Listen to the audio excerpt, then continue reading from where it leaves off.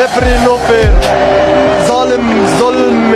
আর্জেন্টিনার দালাল ওরা, রেফারি একটা জালিম। পবিত্র কোরআনের আয়াত হাসবুনাল্লাহু ওয়া নিমাল ওয়াকিল, হাসবুল্লাহ ওয়া নি'মাল ওয়াকিল, অর্থাৎ আল্লাহই আমাদের জন্য যথেষ্ট আর তিনি সর্বোত্তম কর্মবিধায়ক। কতটা কষ্ট পেলে এমনটা বলতে পারেন মিশরের ফুটবলার মোস্তফা জিকো। তিনি আরো বলেন, আমাদের পুরো জাতির স্বপ্ন নষ্ট করেছে রেফারি।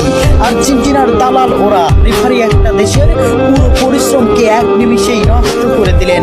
ম্যাচের শুরু থেকেই তিনি আমাদের বিরুদ্ধে কাজ করেছেন। চোখের জলকে সঙ্গী করে আটালান্টার সবুজ ঘাসে পড়ে থাকেন মিশরের স্বপ্নবাজরা। 3-2 গোলে শেষ তাদের বিশ্বকাপের যাত্রা। ম্যাচে ফ্রাঁসোয়া ল্যাটিসিয়া রেফারি হিসেবে দায়িত্ব পালন করেন।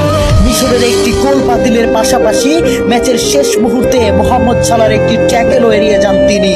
দেখার প্রয়োজনও করেননি VAR। জানিয়ে রীতিমতো তুলপার ফুটবল বিশ্ব। ওই কাউন্টার অ্যাটাকে গোল করে আর্জেন্টিনাকে এগিয়ে দেন অ্যানজো। শেষ পর্যন্ত মিশর হৃদয় ভাঙ্গা হারকে সঙ্গী করে মাঠ ছাড়ে।